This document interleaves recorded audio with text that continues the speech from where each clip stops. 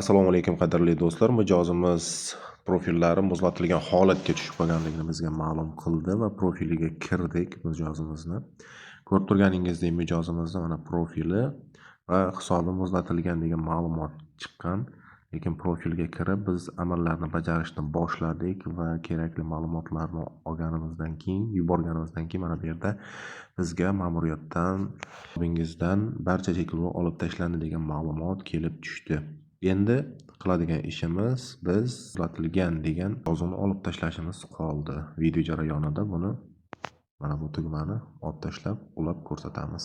Demak do'stlar, boyagi quyidagi raqamimiz va yuqorida muzlatilgan degan so'z bor edi va profilimizga yozganimizdan pastda muzlatilgan degan xabar jo'natilmasdan turgan edi qizil yozuvda. Mana xabarni jo'natamiz va spam botga kirib chisloni mana 16-iyunligini ko'rsatib o'tamiz va start tugmasini bosib xushxabarimiz bor degan ma'lumotni olamiz. Hammaga rahmat, xayr, salomat bo'ling.